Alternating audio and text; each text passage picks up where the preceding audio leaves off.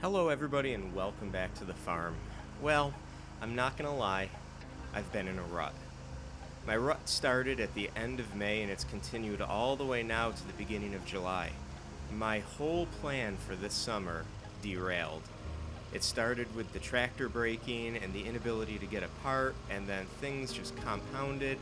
The field is all overgrown, so I've been puttering. And I figured any opportunity to get to the farm and do something is probably beneficial.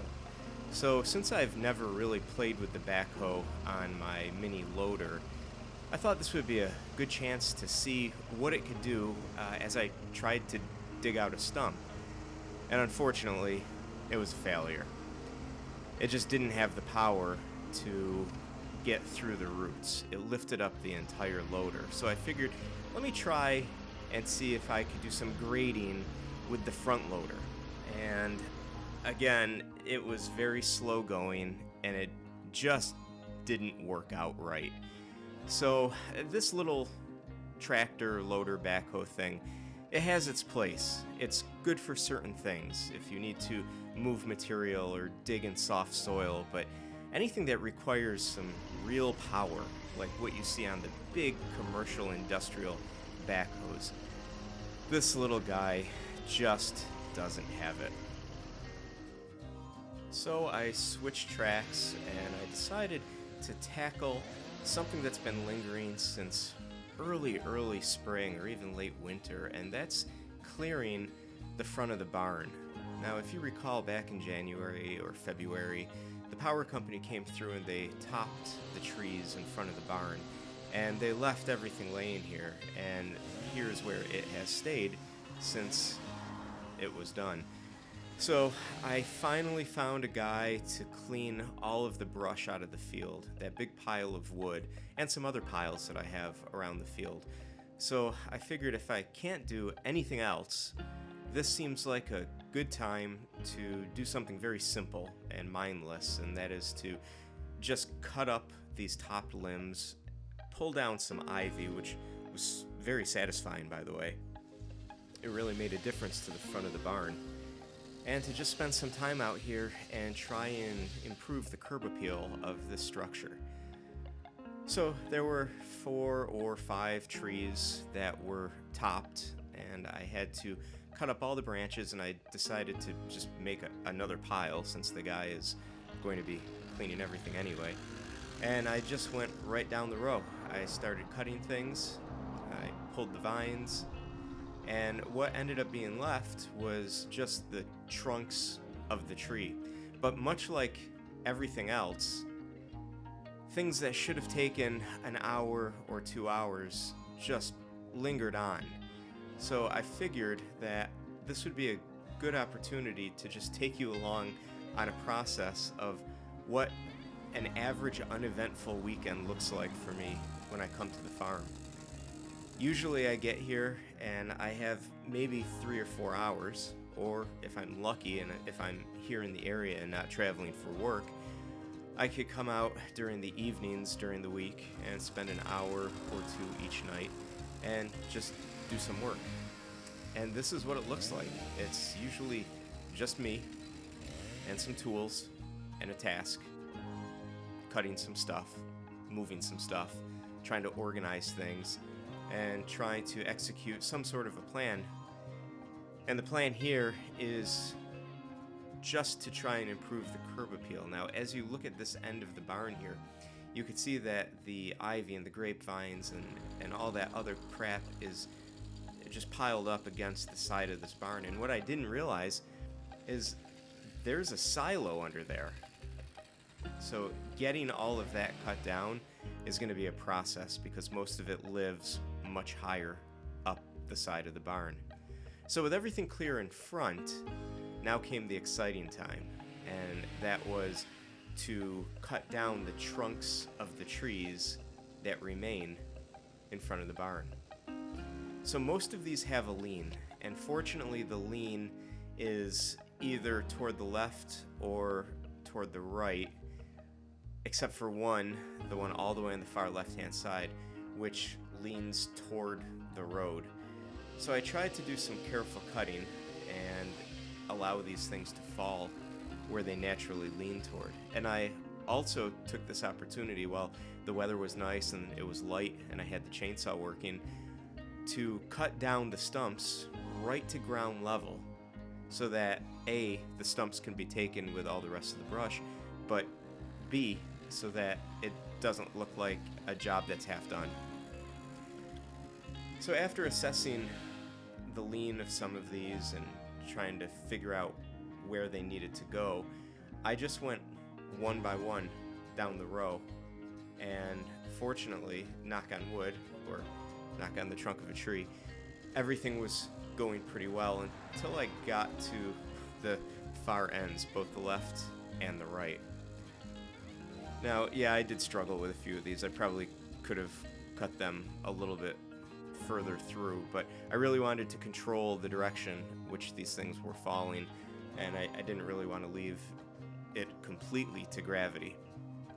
So the other thing that I did while I was cutting all of these trunks down is I piled them in front of those two gigantic barn doors, and you can see by the curve in the front of the roof line, these doors present a problem. There's no structure in the front of the barn, so I do need to get under there and do a little bit of work to stabilize some of that, and maybe I could even put a post on the inside there to start to jack up the roof truss in that area a little bit.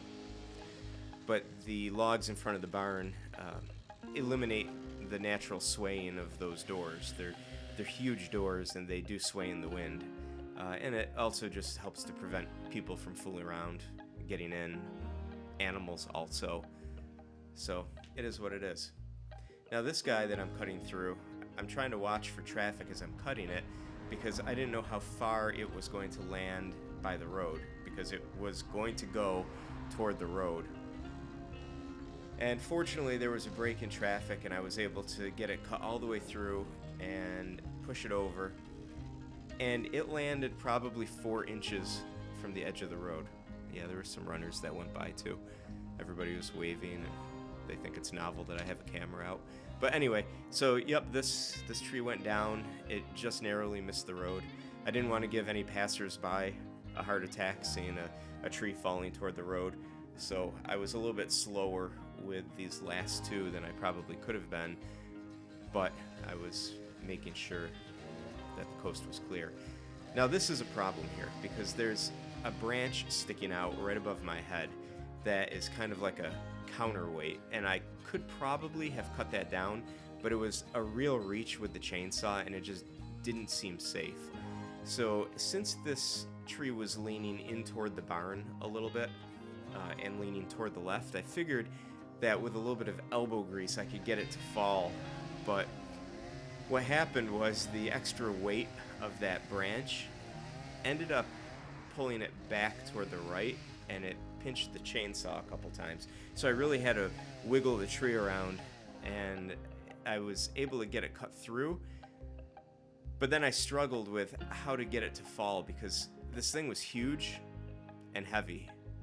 And to the rescue comes my awesome neighbor, Jerry. Jerry really helped me out here on this night with a couple things, as you'll see.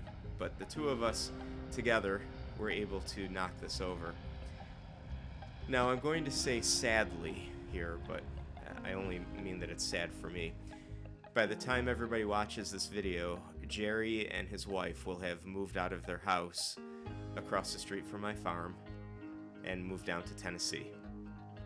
So I do wish them well, and I couldn't have done a lot of the stuff that I did here without Jerry's help. So once some of the tree tasks were done, I heard a motor from the back of my property, and sure enough, it was my cousin Jim coming to say hi. Jim rode his ATV up here, and he said, "Jump on, let's go see the pond." So I jumped on the ATV, and we took a ride. This is the first time that I've been on a motorized recreational vehicle going down these trails, and it was pretty fun. Usually I've either been on a tractor or on the loader or even on the bulldozer, and it's definitely a different dynamic when you're working the trails. But Jim wanted to see where the beehive was, and We eventually made it out back there, and he thought it was pretty cool that I have one beehive right now, which will be expanded to 3 next year. I was looking forward to some honey. But he also wanted to check the end of the path and the pond, look at the land bridge, and see if there were any beavers in the area or if there had been any beaver activity. And much like everything else on this farm, the path to the land bridge is nearly impassable. It's overgrown and logs have fallen over, but eventually we made it out to the land bridge, and even in its not so nice state, it's still very beautiful. A nice evening at twilight, looking at my pond and the pond on the other side of the land bridge. It's just really peaceful back here. And just standing back here, I'm always reminded why I bought this property. It's just a beautiful piece of property. Yes, it's a heck of a lot of work and frustrating, but it's enjoyable. So unfortunately, as we look at the drainage areas here, there have been beavers. They've dammed up these areas. The second one is not quite as bad, but there's still a lot of twigs. So I decided to simply drop the camera and start removing some of these twigs to see if I could get some water flowing. The more water I could get flowing over here, which is where it should be flowing, the less water appears on the rest of the property. I can make sure that the other parts of the property are drier and passable and not quite so swampy. So it worked really well. Of course, I need to come back here with a shovel and some tools and do this properly, but I was able to get stuff cleared up with just the sticks that were here, and sure enough, water flowed. The second one was a little bit more difficult. And let me tell you, if I haven't mentioned how awesome these boots are that I got off Amazon, these things are amazing. I wear these things all the time when I'm at the farm, and they're totally waterproof. So I will post a picture and a link, and I hope you guys will enjoy them as much as I do. While I was back in this area, I figured it was a very good time to check on my little bee friends to see how they are doing. And unfortunately, the last time I checked on them, about a week and a half or 2 weeks into owning them, they really hadn't grown very much. The colony hadn't expanded, so I contacted the beekeeper and he said, you need an in-hive feeder and you need to make some nectar. So I bought this in-hive feeder off of Amazon. There's a little ladder that goes down into the opening that the bees can walk through. And in there you pour the nectar, which is a 2-part sugar to 1 part water mixture. And I mixed up about a half a gallon. So in order to get that into the hive, you have to make space, and you basically have to sacrifice a couple of the frames for space to put the feeder. But that's okay, because even now at about 3 weeks, there really hadn't been much activity side to side, though as you can see they have built upward, and that screen was stuck pretty well down onto the top of the frames. So I did remove 2 of the empty frames just temporarily for a few weeks so I could get the feeder in there.